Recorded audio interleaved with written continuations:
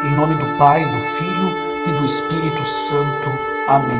Do Evangelho de Jesus Cristo, conforme Mateus, capítulo 9, de 9 a 13. Naquele tempo, partindo dali, Jesus viu um homem chamado Mateus, sentado à coletoria de impostos, e disse: segue-me. E Mateus imediatamente se levantou e seguiu Jesus. Enquanto Jesus estava na mesa, vieram muitos cobradores de impostos e muitos pecadores se sentavam-se à mesa com Jesus e os seus discípulos. Aqueles que têm saúde não precisam de médico, mas sim os doentes. Aprendei, pois, o que significa: eu quero misericórdia e não sacrifício. De fato, eu não vim para chamar o justo, mas para chamar os pecadores. Amado irmão, amada irmã, esta é a palavra da salvação. Glórias te sejam dadas, ó Senhor. Pai Santo, em nome do teu Filho Jesus, nós entregamos a nossa mente, entregamos o nosso coração, entregamos a nossa boca, Senhor, ao teu Espírito agora, para que ele possa falar palavras de sabedoria que transformem vida, Senhor. Que não seja lógica, que não seja teologia, que não seja ciência, mas seja as tuas palavras, Senhor. Aquela palavra que reverberou dentro do nosso coração, que ela possa ser agora derramada, que ela possa ser partilhada, e assim ela possa tocar o coração de todos os ouvintes. Nós te rendemos graças, Senhor, por esta palavra, Senhor, por esta palavra bendita, Senhor, como a nós mesmos. E nós agradecemos ao Senhor também pelo dom do nosso chamado. Esse evangelho que nós lemos de Mateus 9, é até fácil de guardar esse versículo, Mateus 9:9. Tem que ser inesquecível para nós, porque também diz respeito a mim, diz respeito a você. Diz que partindo de um certo lugar, Jesus viu um homem chamado Mateus, sentado na coletoria dos impostos, e disse: segue-me. E ele se levantou imediatamente e seguiu a Jesus. Eu quero chamar atenção para isso. Primeira coisa que esse versículo 9 de Mateus 9 está nos dizendo é que Jesus não viu Mateus. Jesus, ele viu o homem. Jesus, ele viu um homem. E ele estava onde? Sentado numa coletoria de impostos. Esse evangelho de hoje, ele fala para nós o seguinte: ele fala para nós que ele nos encontra aonde nós estamos. Ele nos encontra aonde nós estamos. Zacarias vai cantar no seu cântico lá em Lucas capítulo 1, que o Messias, ele vinha para ser o sol de justiça, para iluminar a todos aqueles que estão assentados nas trevas, nas sombras da morte. Essa palavra te alcança hoje, meu irmão, minha irmã. Talvez você viva uma vida santa, talvez você viva uma vida maravilhosa aos olhos de Deus, mas esta palavra alcança você que está precisando de uma mudança de vida, você que já está incomodado com o seu jeito de viver. O seu jeito de viver não é mais agradável nem para você. E talvez você pense que não tem mais jeito. Talvez você pense que você chegou no seu limite. Talvez você pense que você chegou no seu fundo do poço. Mas Jesus, ele está olhando o homem e a mulher que está sentado nas sombras e nas trevas da morte. E o fundo do poço do Mateus era a banca de coletoria de impostos. Eu vou explicar para você o que isso significava. Um coletor de impostos era um judeu. Um judeu que foi trabalhar para o Império Romano. E o Império Romano era um império opressor, que oprimia o povo. Então, o cobrador de impostos, ele era mal visto por todos os judeus, por todas aquelas pessoas, porque ele era um traidor. Ele arrancava dinheiro dos seus irmãos para entregar para Roma. Ele era praticamente um ladrão, porque quem ajuda ao roubo também é ladrão. Esse era o pecado de Mateus, era atrair os seus, era ajudar os poderosos a oprimir o povo, era ajudar os poderosos a arrancarem daqueles que nada tinham. Talvez o meu pecado não seja esse, talvez o meu pecado não seja tão visível assim, talvez o meu pecado seja um pouco mais escondido. Talvez o nosso pecado, o meu pecado seja um vício. Talvez seja uma atitude que você tem, talvez seja uma situação de vida que você está vivendo de um modo regular. Mas Jesus olhou o homem. Ele não olhou o pecado do homem, ele olhou o homem. E esse homem estava sentado no seu lugar de pecado. Ele estava assentado nas sombras e nas trevas da morte. E o que Jesus faz? Jesus, ele pega, aponta o dedo e diz: pecador. Como diz muitos por aí, esse vai para o inferno. Meu Deus, que coisa horrenda, que coisa horrível. Olha como esse cara peca. Olha o que esse cara fez. Matou, roubou, adulterou, se prostituiu, se drogou, está no tráfico. Nós julgamos, nós apontamos o dedo, mas Jesus, ele faz o contrário. Ele viu o homem chamado Mateus sentado na coletoria de impostos e disse-lhe: segue-me. Jesus está dizendo para você: segue-me. Jesus está dizendo para você: ah, mas eu estou no pecado. Jesus está dizendo para você: segue-me. Ah, mas eu faço tal coisa, reverendo. Jesus está dizendo para você: segue-me. Ah, reverendo, eu uso drogas. Jesus está dizendo para você: segue-me. Ah, mas Jesus, eu me prostituo. Jesus está dizendo para você: segue-me. Ah, mas eu matei, eu roubei, eu estuprei. Jesus está dizendo para você: segue-me. Porque não importa o que foi, a partir do momento que você se arrependeu, a partir do momento que você buscou a misericórdia de Deus, a partir do momento que você recebeu o perdão dos seus pecados, se converteu, mudou de vida, a partir deste momento a sua vida é uma vida nova, é um novo homem, é uma nova mulher, já não é mais aquele pecador que era antes. Então por que você ainda tem que viver a vida velha, se você já nasceu de novo? O seu passado ficou para trás. Como vai dizer em Miqueias capítulo 7, ele afogou os nossos pecados no mar. Nesse mar que foi o nosso batismo, esse mar que foi um grande mar de águas vermelhas, que foi aquilo que saiu do lado de Jesus, sangue e água, para a nossa cura, para a nossa libertação, para a nossa salvação. E Jesus, ele está dizendo para você hoje: segue-me, como ele também disse para mim um dia: segue-me. Eu que havia abandonado tudo, eu que havia desacreditado de tudo, eu que estava quase virando ateu. Mas o Senhor me chamou ao seu sacerdócio, e ele disse: vem, reverendo David, segue-me.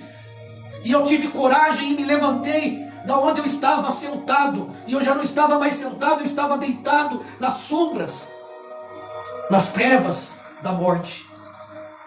Eu não estava mais sentado, eu já estava deitado. O Senhor estendeu a mão, ele me curou. Ele me curou de síndromes, ele me curou o meu psicológico, ele me fez ter integridade de novo, integridade emocional, integridade psíquica. E como um novo homem eu pude dar um passo a mais. E hoje estou aqui trazendo esta palavra para você, para dizer: não desanime, não desanime, não se esmoreça na sua fé. Olha, por exemplo, de Abraão, nós lemos aqui em Romanos capítulo 4, do versículo 18 e seguintes. A gente vai ler Romanos 4, versículo 19, que Abraão não fraquejou na fé, olhando para o seu corpo físico que já era desvigorado pela idade. Ele já tinha cerca de 100 anos, e ele não fraquejou na fé, olhando para o útero da sua mulher Sara, que já era incapaz de conceber, porque a promessa de Deus é que Abraão ia ter um filho, e ele não fraquejou na fé. Amado irmão, amada irmã, se a palavra de Deus está tocando no seu coração hoje, está dizendo para você: levanta da onde você está e segue-me. Não fraqueje na fé, porque Abraão era um idoso, já não tinha mais o vigor da virilidade masculina. A sua mulher também já era de idade, já não tinha mais como gerar, já não era mais fértil, já tinha passado muitos anos da menopausa. Mas para Deus nenhuma coisa é impossível. A fé, se a gente lê em Marcos 9, versículo 23, nós vamos ver que a fé, ela é onipotente, não porque a gente pode todas as coisas, mas porque aquele que a gente crê pode todas as coisas.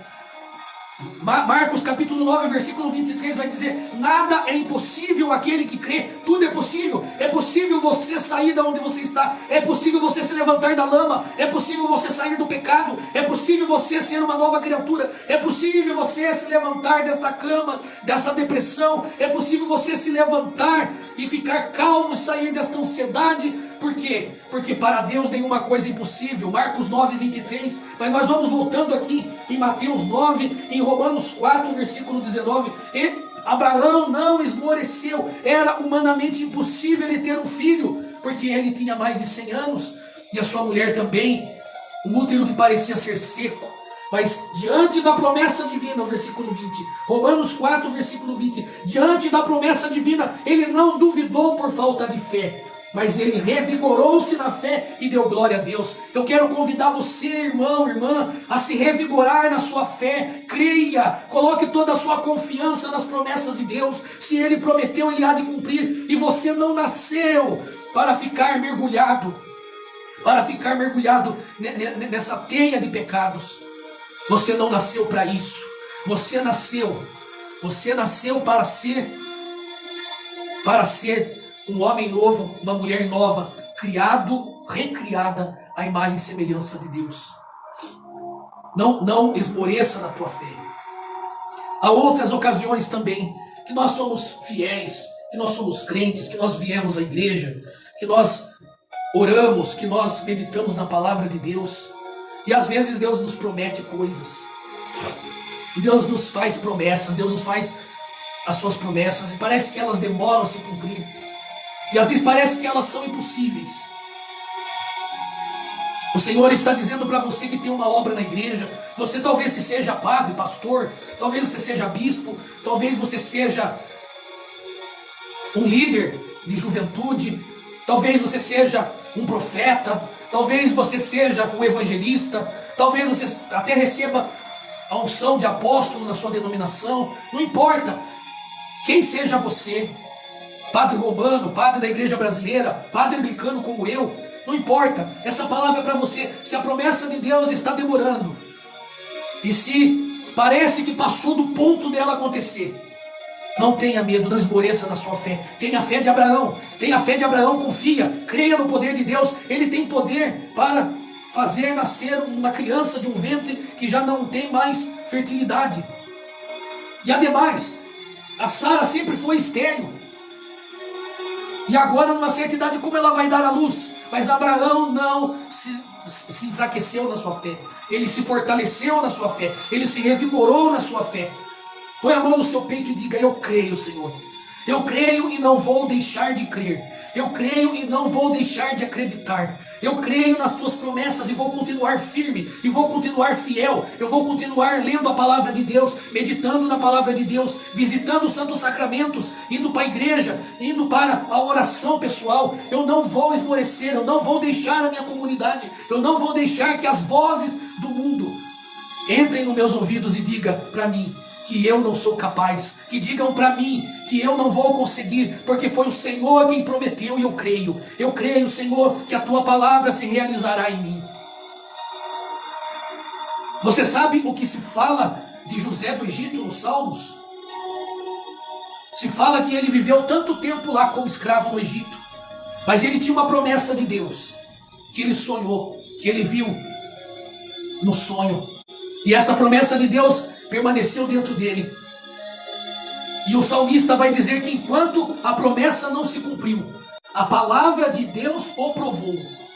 Amado irmão, amada irmã, se você é líder, se você é pastor, se você é padre, se você é reverendo, se você é bispo, seja católico apostólico romano, seja católico apostólico brasileiro, seja católico anglicano como nós, a palavra de Deus provou José, e vai provar você também, homem de Deus. Você dona de casa, você pai de família, você que é um servo de Deus, está ali procurando agradar a Deus e tem uma promessa de Deus na sua vida, está demorando para acontecer. Não esmoreça, não esmoreça, não esmoreça, continue crendo nessa palavra de Deus. E o Senhor quer mais do que a sua fé. Hoje o Senhor te convida: segue-me, mas o Senhor e segue-me com fé. Segue-me sem esmorecer. E esse convite vem para você que está assentado nas sombras e nas trevas da morte. É o que nós temos pregado até agora. E você é chamado a vir com fé. Pela força de Deus, pela graça de Deus, eu posso, eu creio e eu vou vencer e eu vou me levantar de onde eu estou. Mas não somente a fé o Senhor pede de ti. Porque nós podemos confundir a fé com a falsa religiosidade. Porque nós temos que ter reverência com as coisas de Deus. Nós viemos aqui celebrar a missa. Nós não vemos de qualquer jeito, com qualquer roupa. Existem paramentos para isso. Existe um lugar para a gente fazer isso. Não é uma coisa que a gente faz de uma maneira banal. A gente precisa ter devoção. A gente precisa ter as nossas rotinas de oração. Mas nós não podemos basear só nisso. Eu faço uma oração e está tudo bem. Eu pego ou visto uma roupa diferente e eu já sou de Deus e está tudo bem. A nossa roupa diferente que nós usamos tem que refletir aquilo que nós vivemos aqui dentro. A sua oração não pode ser uma reza que você faz de cor pensando lá na morte da bezerra. Mas tem que ser verdadeira oração, tem que estar em concordância com o que está dentro do seu coração. Aquilo que o teu coração almeja é o que a tua boca diz. E nós corremos o risco de pensar que fazer as rezas distraidamente e vestir uma certa roupa e viver de qualquer jeito, isso é demonstrar amor a Deus. Era isso que os fariseus pensavam, e é por isso que os fariseus também criticaram Jesus nesse evangelho que nós lemos, porque ele estava sentado com os pecadores. Isso não é coisa de um santo fazer. O santo tem que viver separado. Isso não é coisa de um homem de Deus. Se ele fosse profeta, ele ia saber que esse povo é tudo pecador, é tudo da pá virada. Jesus, ele quer que nós tomemos um passo a mais nesse seguimento a ele.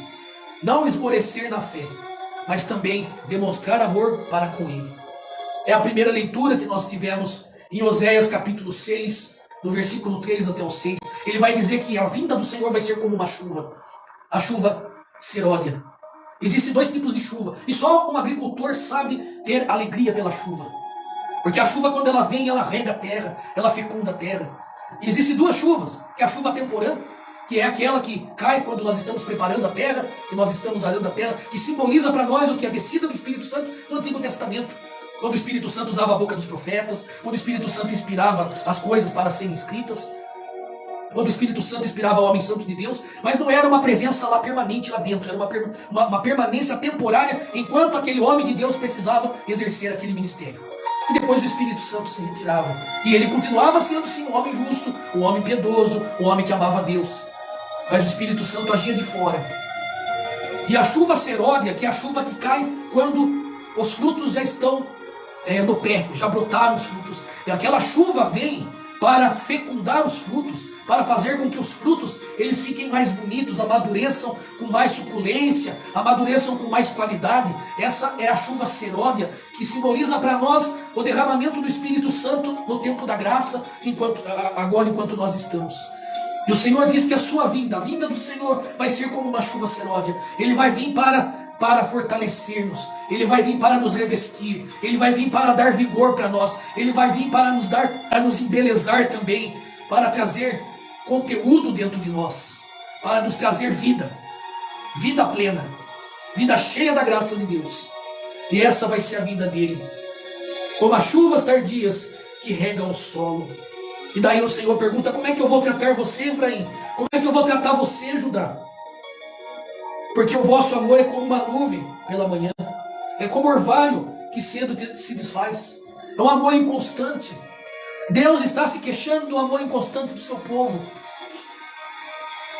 Nós somos chamados por Jesus a sair, a nos levantarmos dos nossos lugares de pecado, dos nossos cativeiros. Nós somos chamados a ter uma fé firme que nos esmorece, e nós somos chamados a ter um amor que seja um amor duradouro por Deus. Não se pode ser um amor que é como a nuvem da manhã, que vai se dissipar ao longo do dia. Não pode ser como, o nosso amor não pode ser como orvalho que cai de manhã, e quando sai o sol ele evapora e acabou. Nós não podemos ter um amor inconstante. O Senhor pede de nós um amor concreto, verdadeiro, real e duradouro, fidelidade. Essa palavra amor que está sendo traduzida na nossa Bíblia também foi traduzida em outras traduções por misericórdia, e está correto, porque tanto amor quanto misericórdia são o que estão no original. A palavra que está no original é hesed. E hesed não é só misericórdia, não é só amor, aquele amor emo, né? Aquele amor sentimentalista. Ai, Jesus, eu te amo. Ai, meu Senhor Jesus. Não, o hesed, ele é um amor de lealdade. O hesed é um amor de fidelidade. O hesed é um amor que entrega a própria vida por causa da fidelidade. O hesed é a virtude dos mártires, que entregam a própria vida para não negar Jesus. Um amor que é mais forte do que a morte, como vai cantar o Cântico dos Cânticos. Mais forte do que a morte é o amor. Mais forte do que a morte é o amor. O Senhor está requerendo um amor forte, um amor firme, um amor de compromisso, um amor leal, um amor sincero, um amor que seja verdadeiro, um amor que seja duradouro. Ele está pedindo isso. E ele vai dizer, e é também fácil de guardar, Oséias 6, versículo 6. Eu quero amor e não sacrifícios. Conhecimento de Deus mais do que holocaustos. Amado irmão, essa é a palavra do Senhor para nós. Nós podemos vir à missa por sacrifício. Eu tenho que ir porque é minha obrigação. Eu vou gastando o pé. Mas eu vou para minha vida de oração porque eu tenho que rezar. E reza, porque eu quero ir para o céu. E reza com força, com peso. E abra a boca e boceja. Você que é clérigo, faz a oração das horas, a liturgia das horas, os ofícios diários. Você anglicano, e você faz como um peso. Vinde, ó Deus, em meu auxílio. Ai, que peso, meu Deus, eu tenho que fazer isso. Eu vou celebrar missa. Mas eu tenho que passar todo esse tempo lá com aquele povo. Mas eu tenho que ir porque é minha obrigação. Isso é sacrifício. Isso é sacrifício. Isso é sacrifício. E é muito bom, e é muito agradável que a gente faça sacrifício, mas por amor. Não fazer por fazer, rezar por rezar, meditar por meditar. Porque tem uma promessa de Deus que se eu rezar tal oração, eu vou ser salvo. E eu rezo pensando na vizinha, eu rezo pensando, e pior ainda, há sacerdotes, eu rezo a missa pensando ali, pensando lá, pensando no negócio que eu tenho que ir fazer lá, na gasolina do carro que está acabando. Amado irmão, amada irmã, o nosso sacrifício tem que ser por amor. O amor verdadeiro, real, sincero.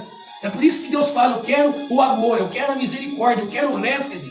Eu não quero o sacrifício, eu não quero o peso, porque Jesus já disse, o meu jugo é leve e o meu fardo é suave. Por quê? Porque tem amor. Teresa d'Ávila vai dizer que a cruz que se carrega é mais pesada do que aquela que se assume, porque quem assume, assume porque ama. E quem arrasta, arrasta porque tem que arrastar. Hoje o Senhor Jesus está te chamando. Ele está olhando para você e está dizendo, segue-me. Segue-me e tenha uma fé firme. Segue e tenha um amor constante por mim. Não importa o seu pecado, não importa o lugar aonde você está, não importa. Segue-me. Segue-me nessa fé firme. Segue nesse amor constante.